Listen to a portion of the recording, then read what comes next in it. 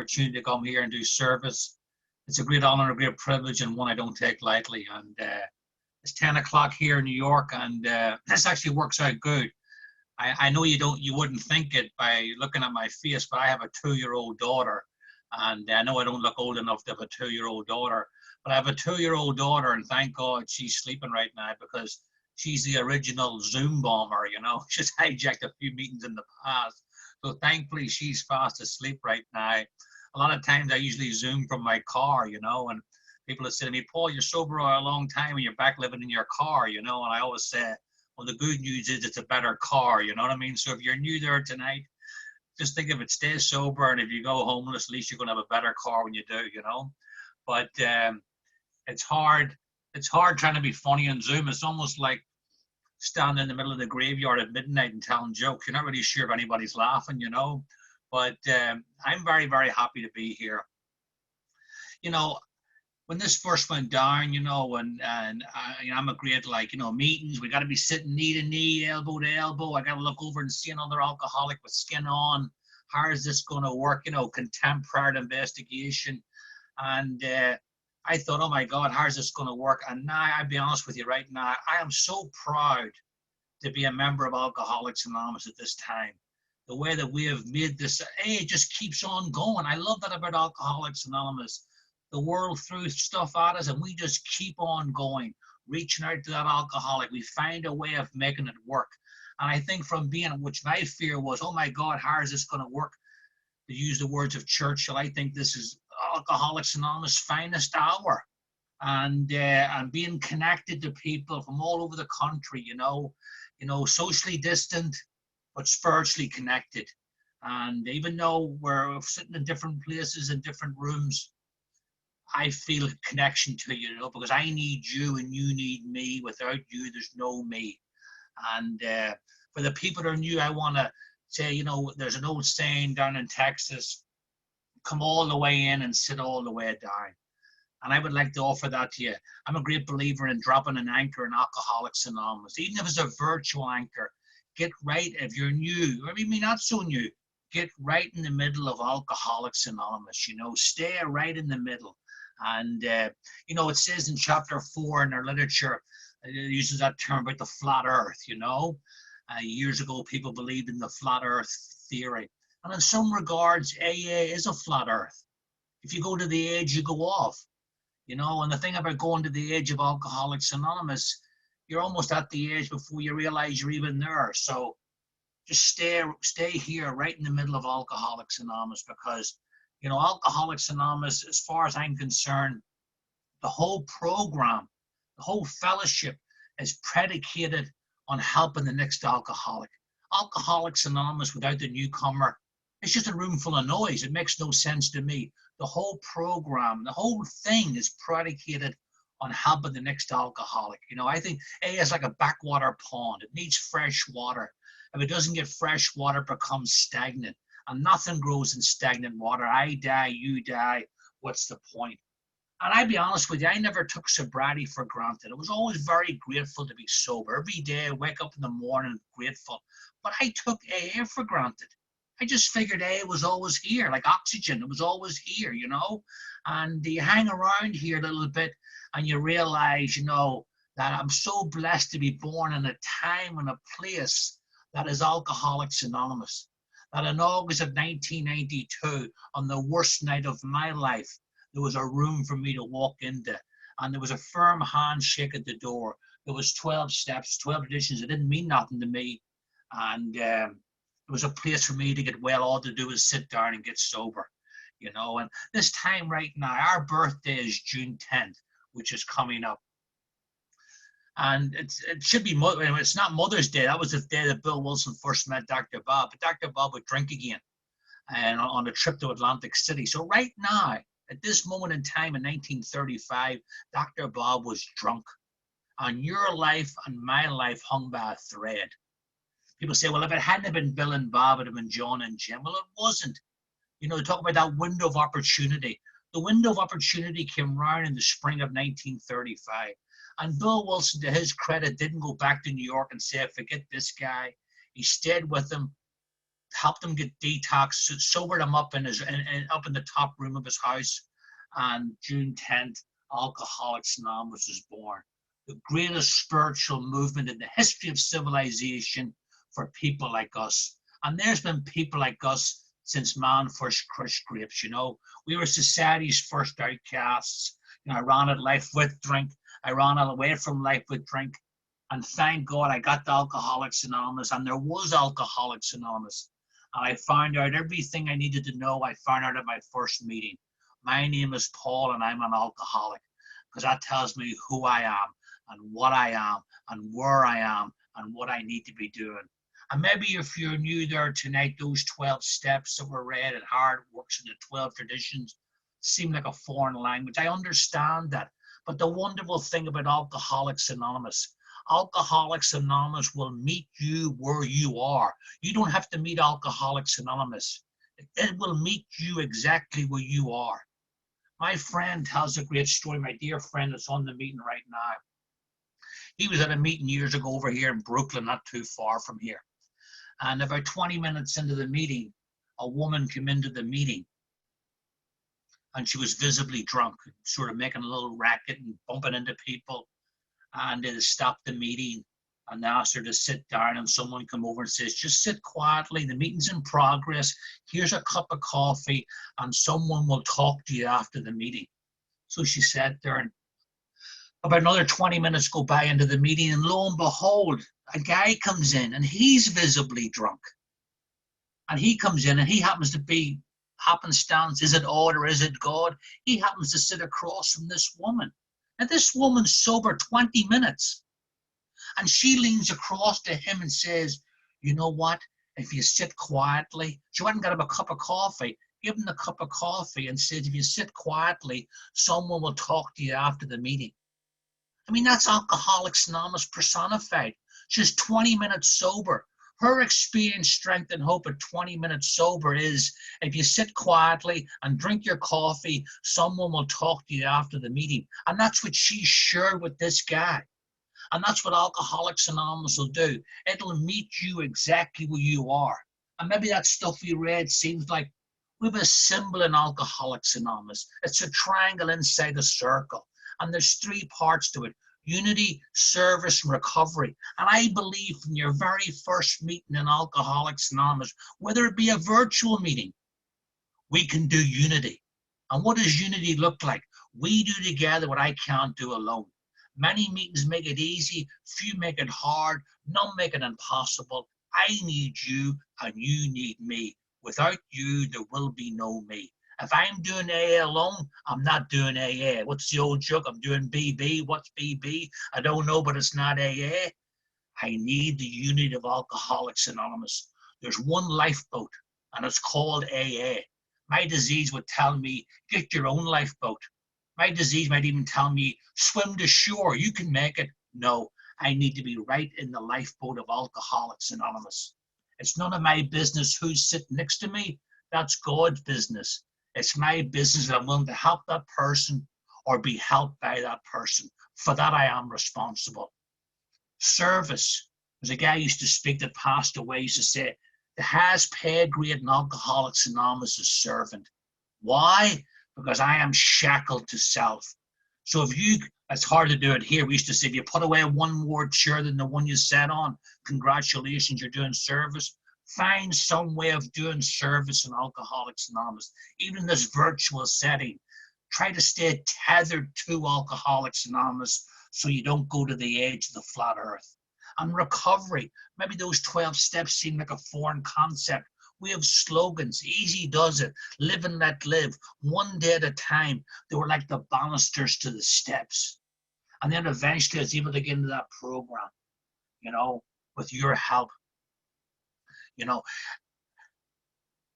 and I know you're maybe sitting out there tonight if you're new and maybe you're in a tough spot, and I understand that. You know, you hear that old saying, you go 10 miles into the forest, you got to go 10 miles out. I don't care how deep and how dark and how painful the forest you're in is. It tells me, and I'll tell you, you're just 12 steps away from a new life. 12 steps away from a brand new life in Alcoholics Anonymous.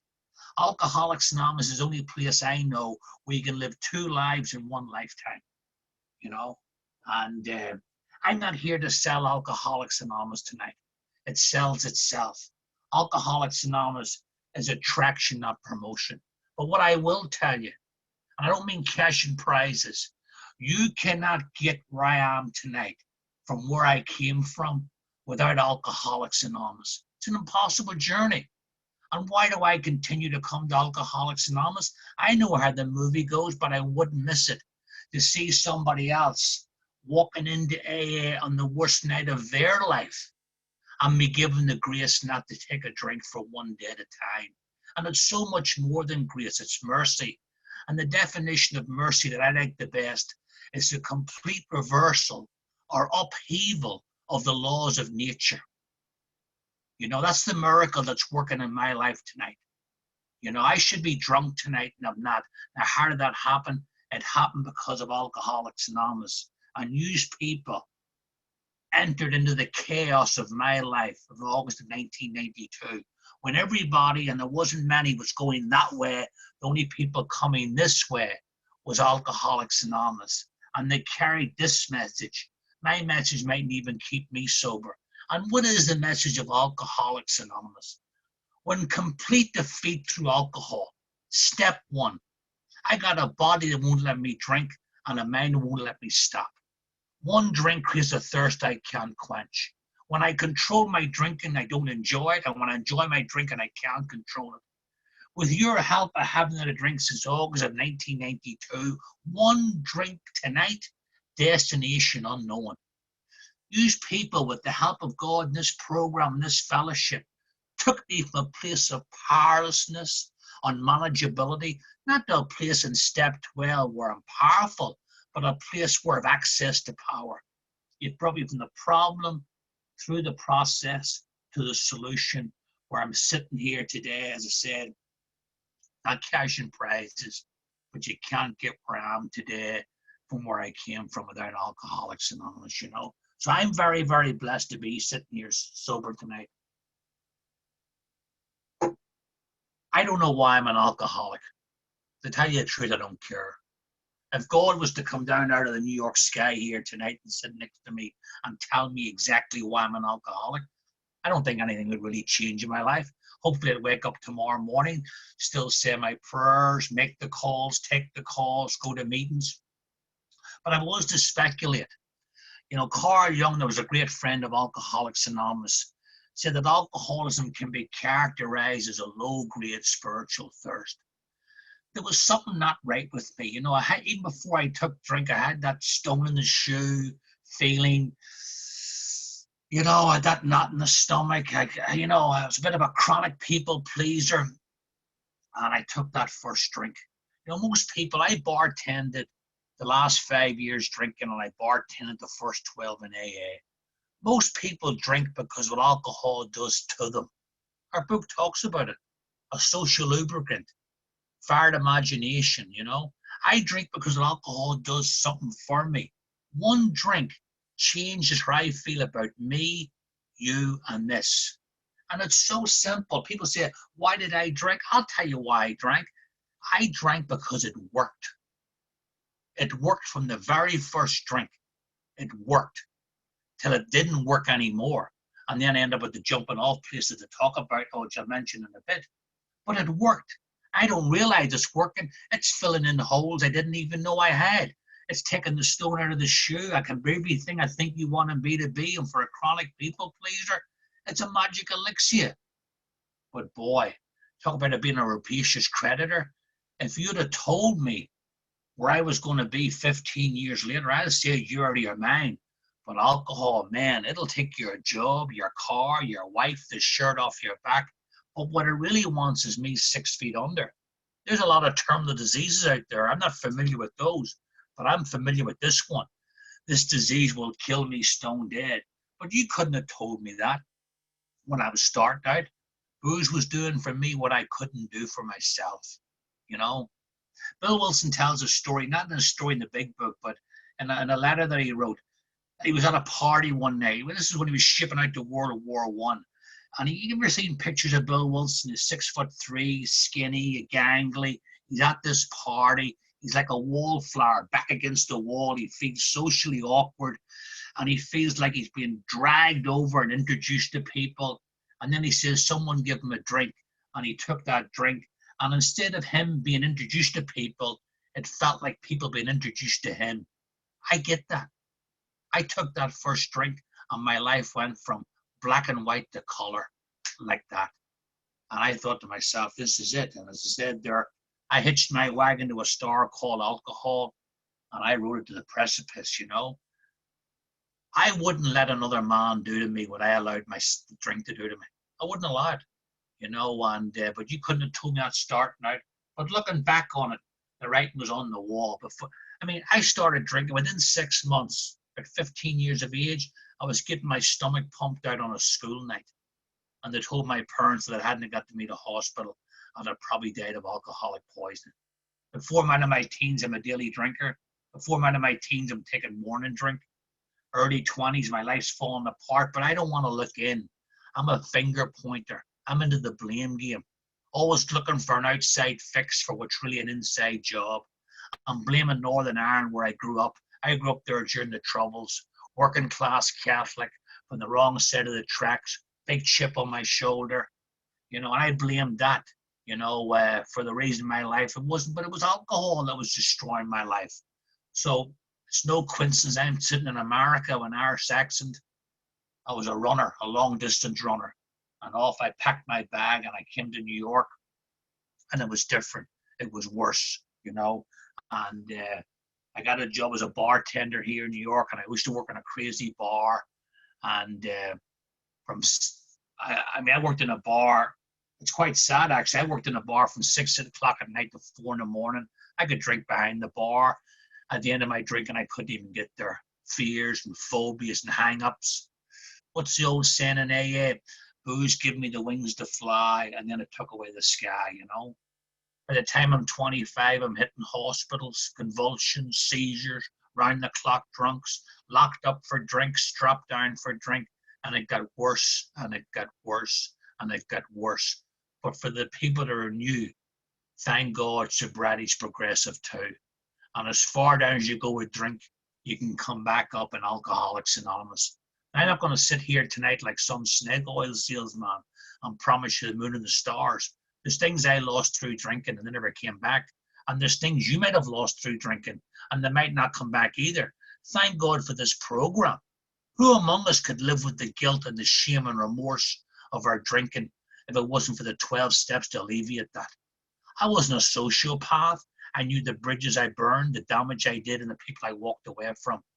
I can't change the past with this program, but I was able to change my perception of the past and be free of my past because of the steps of Alcoholics Anonymous. And the ironic thing about this disease, the worst years of my drinking, well, I hope they were the worst, 27 to 30, were after I made a firm conviction not to drink anymore. But here's the problem. You know what AA gave me that I never had before? It gave me something between me and the first drink. I never had anything between me and the first drink. I would come out of a hospital or a bad drunk, and I would vow that I wouldn't drink again, but I would drink again because I had nothing between me and the first drink. I'm sitting here tonight. I don't know about tomorrow, but tonight, because of your help. People say, oh, you're just an arm's length away from a drink. I'm 12 steps away from a drink. And that's a quantum leap when I first walked in here. But don't get me wrong. They're not 12 steps up to anything. They're 12 steps down to humility. I've seen people drink again in AA that I thought would never drink again. And that tells me it's a daily reprieve, not a pardon. And there's certain things I must do to enjoy this way in life. The only way that I coast in AA is downhill, you know. And a friend of mine drank after a long time in AA. He says, you know how you get drunk in AA? You give those steps back one step at a time. Take your will back in 3. Become insane in 2. So insane you tell yourself you're not an alcoholic and get drunk in the first step. Today, I don't know about tomorrow, but today I'm in that safe place that our book talks about. But I had a bit more drinking to do. And here's the thing I want to do for anybody. I almost went to the graveyard thinking I had a drinking problem. A drinking problem is solved by not drinking. Our book gives a couple of examples of that too. A medical reason, a romantic reason, a change of environment. And those people can stop or even moderate. But then it talks about us. I don't have a drinking problem. I have alcoholism. And that's a horse of a different color. Yes, it's physical, but it's also mental and spiritual. If my problem is just alcohol, I just need the first half of the first step and I'll live happily ever after. I need the other 11 and a half steps to help me do what I can't do drunk or sober. And that's live out there in God's world, one day at a time, under his conditions rather than my demands. And I'll give you one vignette that just sums this up. I'm on a bad drunk one time, and to cut a long story short, I'm in a bar in the middle of the night. I was getting drink, and I collapsed on the floor in an alcoholic seizure. And I woke up in the local hospital, which I'd been in before, and they eventually took the restraining cuffs off. And there was somebody standing by the bedside. And I wasn't trying to, with this on again, off again relationship. And I wasn't trying to be cinematic, but I took her hand and I said, it's obvious I can't drink. I know I can't drink, and I will never, ever drink again. That's it. I'm done. It's over. Finished. If you got a contract, I would have signed it with my own blood. There's a friend of mine says, Paul, I'll tell you better. If they put you in a lie detector machine, you would have passed with flying colours, because I meant it. And at a visceral level, I'm done. It's over. But what does our book say? Self-knowledge is not enough. Just knowing I'm an alcoholic is not going to keep me sober. And I left that hospital. And here's what tells me that I don't have a drinking problem, that I have alcoholism. Here's what happens to me when I try to stop drinking without unity, service, and recovery, without a fellowship and a sponsor and a home group and 12 steps and a higher power of my own making. Here's what happens to me when I go toe-to-toe with this disease. I left that hospital convinced that I would not drink again. A week goes by, and I got a week. I get this stone in my shoe. I don't know where it came from, but it's there all the time. 2 weeks go by, and I got 2 weeks. I've got this knot in my stomach. I don't know where it came from, but it's there all the time. 3 weeks go by. The top button of my shirt feels tight all the time. A month goes by. It feels, not saying it is, it feels like everybody's on my case. You could fry eggs in the back of my neck. And I drank again. Now, you'd have put me in any machine that day that I drank before I took that first drink. You put me on a machine, you would not have found a trace of alcohol in my body. And I drank again. And I submit to you, that's not a drinking problem, that's a living sober problem. And that's what I love about Alcoholics Anonymous. Alcoholics Anonymous is so weighted towards the solution. We only mention the problem in the first half of the first step, alcohol. We get right past that, yeah, alcohol, and we move right 11 and a half steps designed for the solution. I love that about AA. We don't stay rooted in the problem. We move towards a solution with the 11 and a half steps. I didn't have that. Up in this moment in time tonight, I have never beaten an obsession to drink. And I've got into the ring many times. It's like getting in the ring with a heavyweight champion. A child could say, don't get in the ring. But don't get in the ring means don't take the first drink. And I don't know how not to take the first drink. So I get back in the ring and I tell myself, like I just said, the epitaph of the alcoholic. It'll be different this time. I'll watch it. It was her. It was this. It was that. And I take the first drink and I'm off in the well-known spree that doctors' opinion talks about in our big book. And this happened not once, over and over and over again. And as I said, I wouldn't let another man do to me what I allowed drink to do to me. And I'm here as a sole recipient of an old-fashioned 12-step call. I love when someone's telling their story and it goes down and it goes down and it goes down. And then they say the most spiritual words in an AA qualification. And then I sit up because I know God's coming the next sentence. There's not a person in this room tonight with more than 24 hours sobriety that hasn't had an and then moment. And this was mine. I'm on another drunk, and a note came under my door. And it said what I've been hearing since I was 15. Paul, you're a nice guy, but you drink too much. It had two men's telephone numbers on it. Against my better judgment, in fact, everything that's helped me in AA has been against my better judgment. I picked up the phone and I called a complete stranger whose number was on that piece of paper. And they were from the old South Bronx group here in New York. And that group had a mantra: we don't give up on anybody. And they came to my apartment. I didn't go to Skid Row, but I brought Skid Row to me. And they came to my apartment. And I thought they were going to talk about my drinking. Because in August of 1992, everybody seemed to want to talk about my drinking. Hey, Paul, we need to talk about your drinking. Have you got a minute? We really need to talk about. And they came into my apartment and they started talking about their drinking. I kept thinking they're going to turn the tables here, but no. They told story after story after story of their drinking. That beautiful line in Dr. Bob's story when he talks about Bill Wilson visiting him, and he says very succinctly, he talked my language. And that's what these two men did. They talked about them, but I found out about me. And I identified our most powerful possession, identification. I am you and you are me. I identify with these two men. I was too sick to go to a meeting that night, but about 2 days later, I was well enough to get put in a car, bookended in, and get brought to my first meeting of Alcoholics Anonymous, which is about 2 miles up the road from where I am now. And I walked into that meeting. It's a 7:30 open meeting on a Saturday night. I cannot remember one word that was said at that meeting. I can't remember what was read. Was it? I can't. You know what? Who spoke? Male, female? I don't remember one thing about the meeting. But I'll tell you what I do remember. Two men come up to me after the meeting who are still sober here in Rockaway to this day, and they both come up to me independently of each other, and they shook my hand and looked me straight in the eye and says, Paul, if you want to stop drinking, you're in the right place. Now, I had no reason to believe them. They didn't show me any PowerPoint presentation or whatever. They just looked me straight in the eye. But for some reason, I believed them.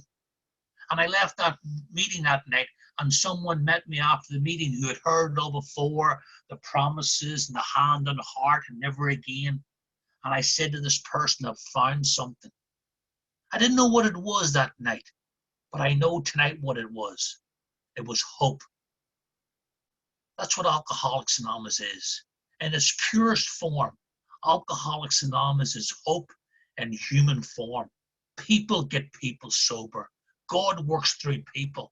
And the spiritual conduit that he used to save my life was the fellowship of Alcoholics Anonymous. Like Bill Wilson had that divine thought of a chain of drunks, one drunk helping another. And that's what I asked myself today. Even on these conditions, how strong is my link in the chain? Is it strong to the people ahead of me, and more importantly, the people behind me? If someone says, Paul, can I comprehend the word Trinity? Can I know peace?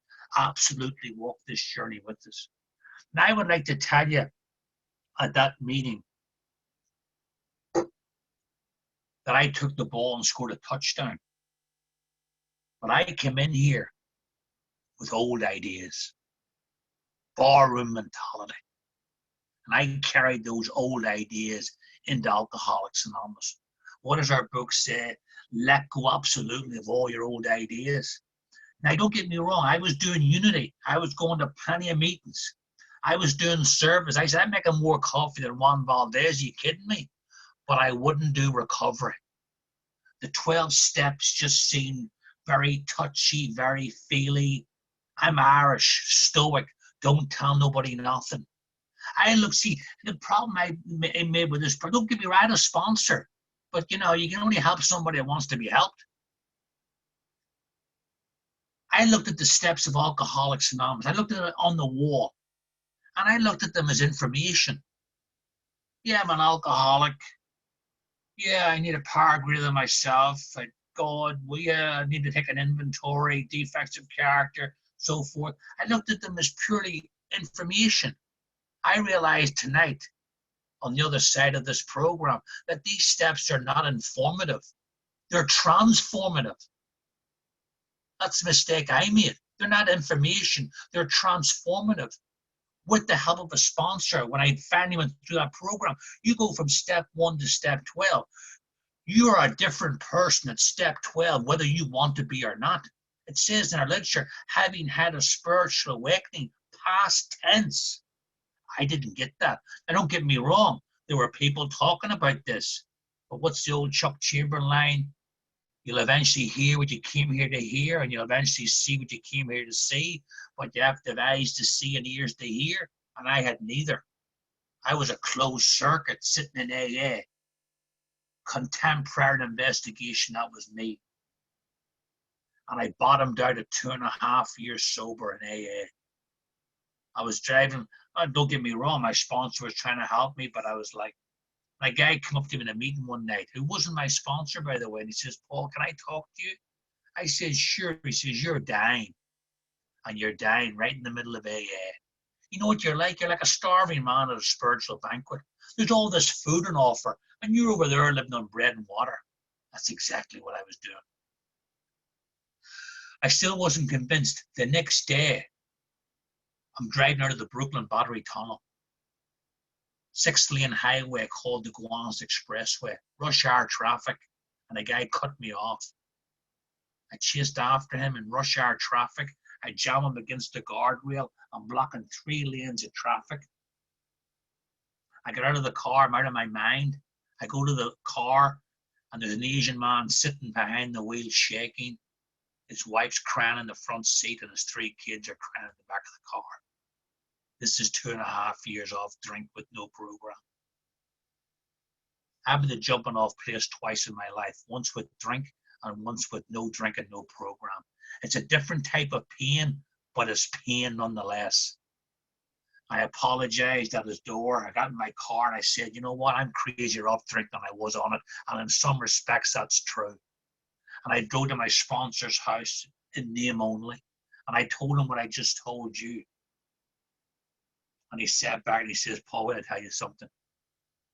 The old George Eliot line, it's never too late to live the life you're meant to live. And we talk about that in Alcoholics Anonymous. We talk about the car crashes and the terrible things that happen to people. No, we don't talk about, because it's hard to measure and observe, is the unlived life. We just drift through life half drunk. You don't know where you're going or why you're going there. And then one day they kick your door in and you're lying there dead and your life came and gone and not much really happened. And he looked at me and says, Paul, if you've been ducking and diving around this program, if you don't get into this program with my help, your life's going to go unlived, even in sobriety, and that's on you, my friend. And against my better judgment, I get into the program of Alcoholics Anonymous. It's hard to let go of old ideas. I'm telling you, there's 330 million people in America. I reckon 10% are alcoholics. That means there should be 33 million people sitting in A alone. And we have just over 2 million worldwide. That tells me that a lot of alcoholics go to the grave, either not believing they're alcoholic or not fully accepting what they have to do about it. And that was me. Because it's so hard. Not only do you have to let go of your old ideas, that's hard enough, but you have to say, I'm willing to take on 12 totally radical new ideas.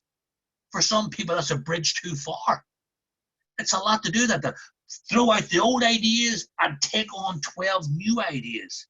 But I was sitting 2.5 years off drink, and my life was completely unmanageable. And thank God, with the help of a sponsor, I started to move through those steps. I was carrying hefty bags full of garbage around. I was carrying stuff around from the schoolyard. And the thing about this disease, you can fool them at the coffee pot at 7 o'clock at night. I've done it. How's it going, Paul? Oh, it's going wonderful.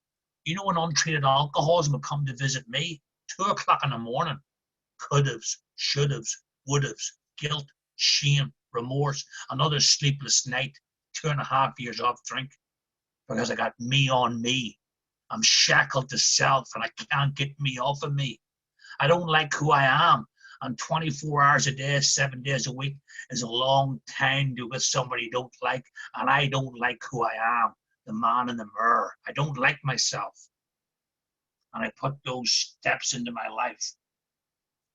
I grew up in Northern Ireland during the Troubles. We marched to the streets for freedom. We talked about freedom. We sat in bars singing about freedom. I wouldn't have known freedom would jump up next to me. I'm free tonight, and a big part of that was moving through that program. But I'll tell you, is it nice to do the steps of Alcoholics Anonymous and get a full knowledge of your condition? Absolutely. What makes you work and what doesn't work. But you know when my life caught on fire? You know, my life took on new meaning when I turned around and tried to take another man through the steps. That's when great events came to pass in my life. You know, to watch a fellowship group around you is something you shouldn't miss. You know, and I'm not saying the steps of the panacea for every problem, but they brought me to a point in recovery where I could decide was my work, what's God's work. And you outside help, let the doctors be the doctors. And I try to stay connected to Alcoholics Anonymous. The book guarantees that you'll have had a spiritual awakening. The key to success in Alcoholics Anonymous, from my point of view, is to stay awake. It's so easy to fall asleep in Alcoholics Anonymous, especially when you've been here a while. You can get inured to the information. Yeah, I've heard that before. Yeah. Go ahead. Tell me about the third step. You know, I was doing the third step when you were still drinking in a bar. It's so easy to go down that spiritual pride road. That's what'll get a guy like me in trouble. So I try to stay connected to Alcoholics Anonymous. I try to stay awake in Alcoholics Anonymous. You know, in the course of my job, I'm a teacher, I'm doing it remotely now. I used to visit children's homes who can't get to school and special education. And I've been going in and out of buildings all day long here in New York. I've been always checking my phone to see if I had a connection. I could have told you within 5 minutes in my working day whether I had a connection on my phone, because maybe the office wants to call me. And I thought to myself, I wonder if I was as quick to check my spiritual connection as I was my phone connection. I'd be in a lot better shape in Alcoholics Anonymous. I can tell you within a matter of minutes whether I have a phone connection. Why don't I check my spiritual connection?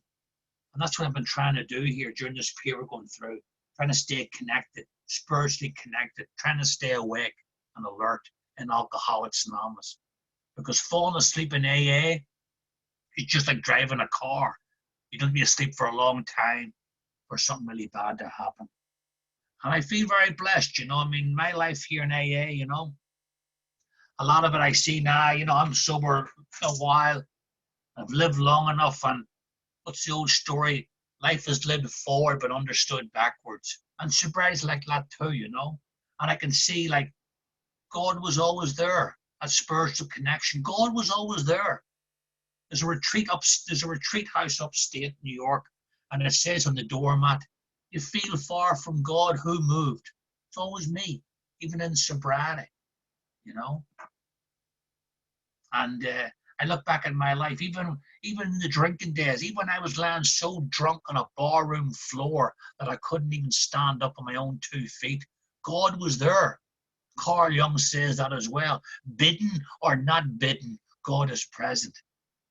Today, I try to stay aware. There's an old guy dead now in New York used to say, "Kid," I was 30 years of age, "Hey, kid, it's awareness, awareness, awareness," you know. Try to stay awake, try to stay aware, and be aware of the blessings of Alcoholics Anonymous and the gratitude that I have in my life. I'm not going to say here everything's wonderful because you get sober. It's not easy getting sober and staying sober. The only thing harder than living a spiritual life is living an unspiritual life. And I've tried both in and out of AA. And especially early sobriety, it's tough. Who wants to make complete defeat, glass in hand, as the book says? And that roller coaster, it goes up and it goes down. Just don't get off. Stay on. For the people that are new, I believe there's a miracle here with your name on it. Nobody can take it for you, and nobody can take it from you. Come up and get the life you're meant to live before drink took you down a different road. I have went from an unlived life to a life well lived in Alcoholics Anonymous. I don't mean cash and prizes, the things of real value. What's the old Oscar Wilde line, the Irish writer? He said he knew the price of everything and the value of nothing. I know things of real value now. The people I've met in Alcoholics Anonymous, the things that have happened. Look at my life here, you know. I went through difficult times in sobriety. I went through a divorce at 20 years sober, almost put my head away. Another guy involved. My little daughter would be sitting to me at night crying, I don't want to get divorced, Daddy. I turned to God, my God. Thank God my sponsor and the people in AA helped me get through that. And my sponsor says, Paul, take the high road. I don't want to take the high road. And I'm glad I took the high road. And I'm glad, how can I go? You know, 20 years sober, spiritual pride. How can I go to my home group and tell them my life's falling apart right in the middle of AA? Believe me, I don't have to do a PowerPoint presentation, but somebody has to know what's going on in my life one day at a time. I found it the hard way in AA. If you're going through something alone in AA, it's because you want to. There's not one thing in this world, thank God, that I have to go through alone. Because I have found the greatest fellowship of the history of, on the face of this earth. The people I've met in AA, some of the greatest people you'd ever want to meet. So don't go through something alone. Stay connected. Stay here with us in Alcoholics Anonymous. And the life that AA has given me, 2 lives in 1 lifetime. I don't romance booze. Like Dr. Bob and his story, I don't romance booze anymore. I don't think about the good old days. I think about the last days. You know, I had my drinking privileges and they were taken away from me before I took my own life. God intervened. When I think about drink, I think about it's always November, it's always raining, it's always miserable, and I'm sitting in an apartment drinking around the clock against my own will with my head in my hands saying, what the hell has happened in my life? That's where I'll go back to. And that guy that took me there once before didn't move back down because I'm here. He's still here, right now. People say, oh, my disease is in the parking lot doing push-ups. Not my disease. It's been at every meeting I've been at and it's heard everything I've heard. And the thing about leaving AA, it's never it's never like a 180 turn. It's usually a drift, a glacial drift. And you just drift away from AA till you're on the edge of the flat earth again. But tonight, right here, right now, with you people, I'm right in the middle of Alcoholics Anonymous, you know. I'm the first person in my family to get sober. My brother's got 22 years now back in Northern Ireland. The chain has been broken. It's been alcohols in my family as far as the eye can see. But I'm sober in Alcoholics Anonymous. And why am I sober? And the guy 2 stools down drank himself to death? I don't know. I don't have security clearance for that information. That's above my pay grade. But I know what I must do. What Alcoholics Anonymous has only ever asked me to do one thing, is to be responsible for my hand to be out for the still sick and suffering alcoholic. There was somebody at the door for me, I'd better be at the door for somebody else, even if it's a virtual door. I know we're getting near the end of the time. I'd like to leave you a few words that sums up how I feel about you and how I feel about Alcoholics Anonymous. And in these times, I don't want to speak for Rockaway Beach, New York City AA, but I will right now. I want to wish you guys well in Arizona. I hope you're safe and sober. And I hope before very long, we're sitting back knee to knee, elbow to elbow. But I thank you for inviting me into your group tonight. And I'd like to leave you with the Irish blessing. It sums up how I feel about you and how I feel about Alcoholics Anonymous. May the road rise to meet you. May the wind be always at your back. May the sun shine warm upon your face and the rains fall soft upon your fields. And until we meet again, may God hold you in the palm of his hand. Thank you so much, everyone. That's all I'll say.